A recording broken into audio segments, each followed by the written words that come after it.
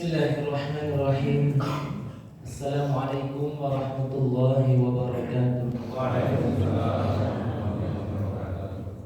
Alhamdulillah, wassalatu wassalamu ala rasulillah Nabiyyina Muhammad ibn Abdillah. La hawla wa la quwwata illa billah. Ashhadu an la ilaha illallah wahdahu la sharika lah, wa ashhadu anna Muhammadan abduhu wa rasuluhu la nabiyya ba'dahu. Allahumma salli wa sallim ala nabiyyina Muhammadin wa ala alihi wa sahbihi ajma'in.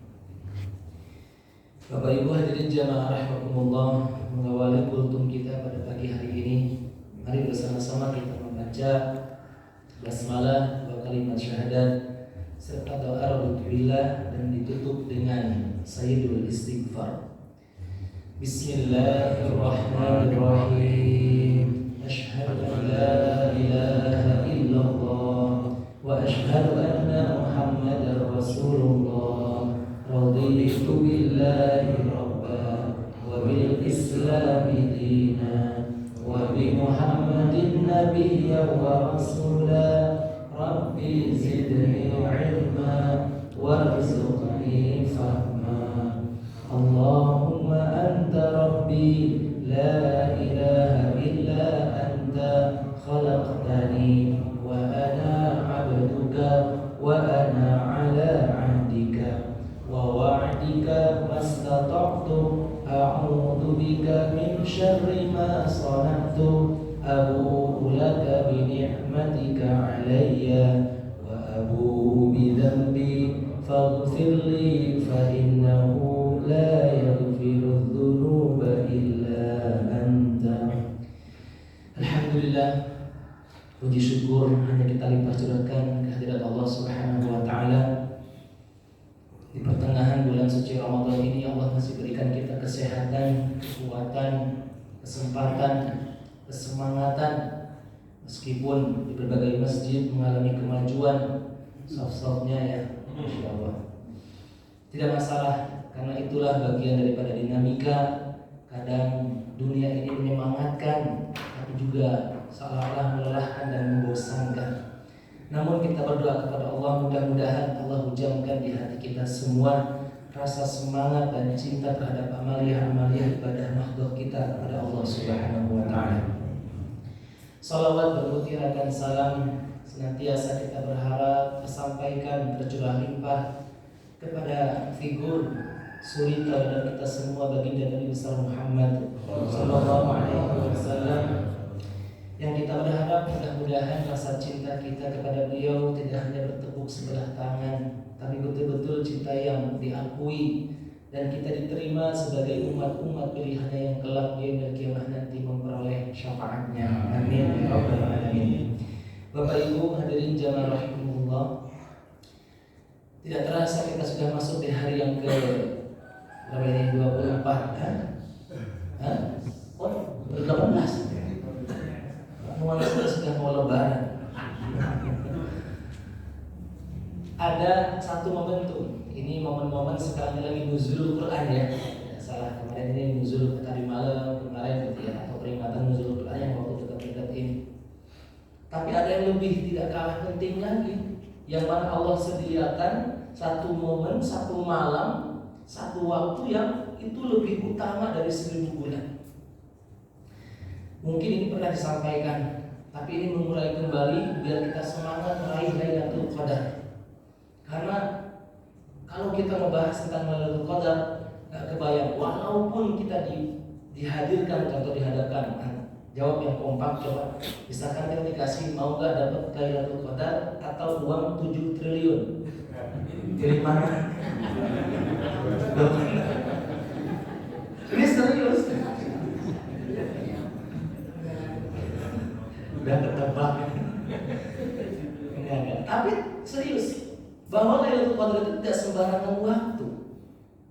Jadi beberapa waktu yang lalu saya nyari-nyari referensi lagi, Masya Allah, baru menemukan ternyata seorang profesor NASA Amerika, namanya Profesor Kalmer. Beliau pernah takjub terhadap malam tersebut, karena ada satu malam katanya di bulan Ramadan itu ada yang berbeda, akhirnya ketemu. NASA itu kan urusan astronomi, ya urusan luar angkasa. Nah, Profesor Carner ini melihat kondisi malam di 10 hari terakhir, padahal dia non muslim awalnya. Kok ada yang berbeda? Ketika diteropong menggunakan teleskop, itu benda-benda di luar angkasa semua terhenti. Meteor yang biasanya berlomba-lomba ribuan meteor itu masuk ke atmosfer bumi, ternyata semuanya terhenti. Ada apa? Bahkan beliau juga meneropong satu tempat, terutama Mekah dengan Madinah, itu gumpalan cahayanya begitu menyilaukan. Ternyata ini janji Allah. Apa? Di surat Al-Qadr itu dijelaskan. Kalau kita buka tafsir Ibnu Katsir, itu dijelaskan secara detail, secara ilmiah, bahwa Lailatul Qadar itu bukan sembarangan momentum. Makanya kita kalau bisa jangan seolah-olah ya formalitas ibadah Ramadan ini tahunan, formalitas tahunan. Tapi mengejar menggapai Lailatul Qadar ini ternyata tidak sesulit yang kita bayangkan. Intinya Lailatul Qadar itu memiliki 3 makna. Qadar di sini, Lailah itu kan malam. Apa artinya qadar? Kalau kita buka kamus atau di Google kayaknya ada ya. Arti qadar itu satu, mulia. Lailatul Qadar berarti malam yang dimuliakan. 2, qadar itu artinya takdir. Maksudnya apa? Jadi malam tersebut itu disetorkanlah takdir-takdir kita, baik takdir mubrom maupun mu'allaq. Takdir yang sudah lewat 1 tahun yang lalu, nah seperti contoh kita ditakdirkan rezekinya tadi 7 triliun misalkan. Tapi cara proses dapetinnya, nah ada yang halal gitu ya, sekian triliun halal, sekian triliunnya banyak ya gitulah. Bingung ributnya ya gitu. Jadi itu disetorkan kepada Allah. Nah 1 tahun takdir yang akan datang itu masih bisa kita rubah. Entah apapun itu, kecuali takdir yang tidak bisa dirubah, mubrom. Ya seperti mati, itu sudah pasti. Ya matinya pasti, tapi cara matinya ini masih bisa dirubah. Mati itu pasti, tapi cara matinya, entah itu lagi baca Quran, entah itu lagi kumpul sama orang-orang soleh, entah lagi berbuat maksiat. Nah ini yang masih bisa dirubah tuh kita upayakan. Rezeki pun sama, nominalnya sudah Allah tetapkan, tapi cara meraihnya ini. Sakit, sehat sudah ditetapkan, tapi cara mensikapinya kayak gitu. Maka tahun ataupun takdir kita yang tahun akan datang itu masih bisa kita rubah. Nah malam itu diserahkanlah, dilaporkanlah takdir-takdir kita. Yang ketiga makna qadar di sini sempit. Sempit artinya berdesak-desakan. Kok bisa? Mulia, takdir berdesak-desakan, sempit. Apa? Allah berfirman di surat Al-Qadr itu kan ada kalimat tanazzalul malaikatu warruhu fiha bi'izni rabbihim min kulli amr. Jadi turun miliaran malaikat di malam itu turun ke langit dunia penuh sesak. Jadi malaikat itu berdesak-desakan di langit dunia sampai menutupi bumi ini. Sehingga tidak ada ruang, ibaratnya kalau kita tuh kalau merasakan tidak ada ruang untuk sesuatu hal yang kejahatan. Itulah kenapa para ulama menyatakan bahwa malam Lailatul Qadar itu suasananya 1 hening, tidak turun hujan. 2, tidak ada angin berhembus kencang, angin ribut. Tadi tenang suasananya. Dan tidak ada suara binatang. 3 ciri-ciri itu yang paling mayoritas menurut pendapat ulama. Nah, Lailatul Qadar di sini sudah pernah kita sampaikan juga, itu bisa diprediksi, bisa dihitung tergantung awal Ramadannya. Masih ingat? Halo? Sudah dicatat. Wah, saya besok hari ini. Tergantung awal Ramadannya. Di dalam kitab I'anatul Talibin, Imam Al-Ghazali rahimahullah menyebutkan bahwa perhitungan Lailatul Qadar itu bisa dihitung tergantung awal Ramadannya hari apa. 1, jika awal Ramadan terjadi pada hari Ahad atau Rabu, maka Lailatul Qadar akan terjadi pada malam ke-29. 2, jika awal Ramadan terjadi pada hari Senin, maka Lailatul Qadar akan terjadi pada malam ke-21.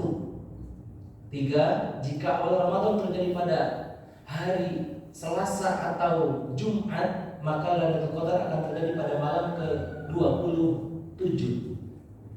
4. Jika awal Ramadan terjadi pada hari Kamis, maka Lailatul Qadar akan terjadi pada malam ke-25. Dan jika awal Ramadan terjadi hari Sabtu, maka Lailatul Qadar akan terjadi pada malam ke-23.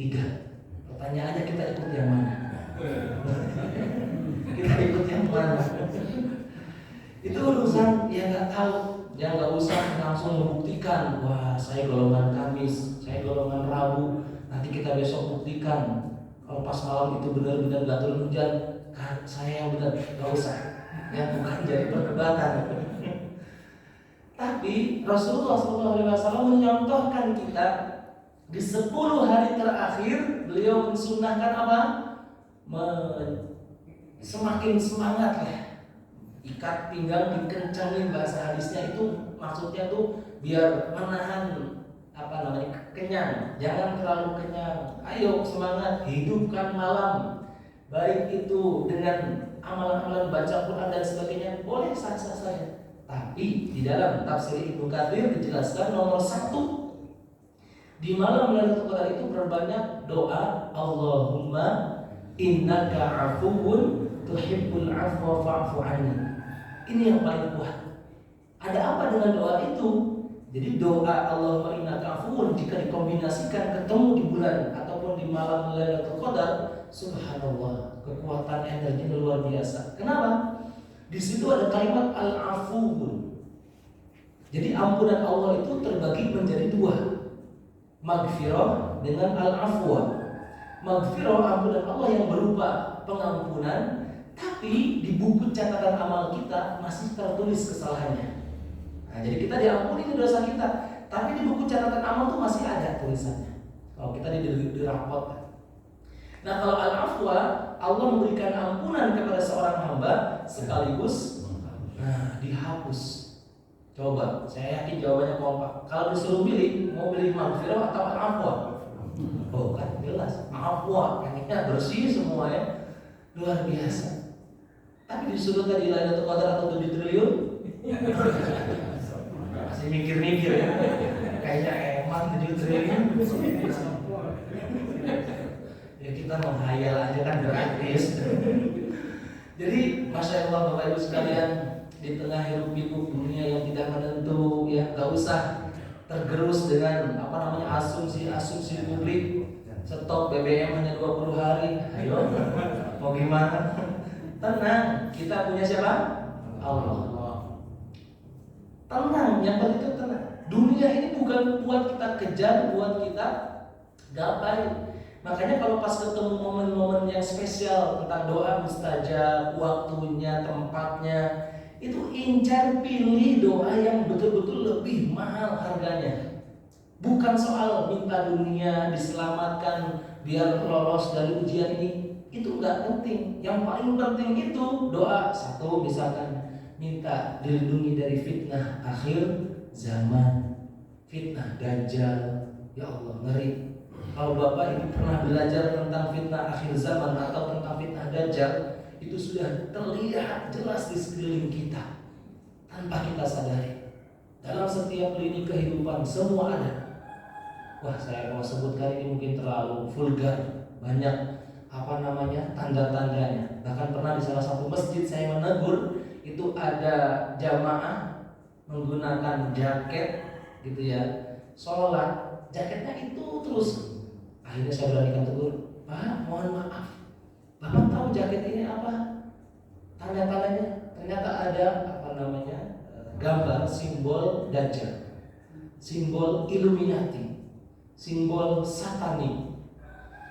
Ya Allah, kalau anak muda yang pakai mungkin wajar, dia lagi gaya-gayaan gitu kan ya, atau apalah karena kekurangan ilmu.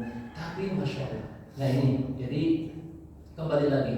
Jadi ketika momentum nanti bulan di malam Lailatul Qadar, persiapkan kuat-kuat, minta takdir yang lebih baik, wabil khusus takdir kita di akhirat nanti. Karena kita tidak tahu kondisi seperti apa di akhirat nanti. bahwa di Al-Quran, di hadis itu dijelaskan baik penghuni neraka atau penghuni surga itu semuanya menyesal.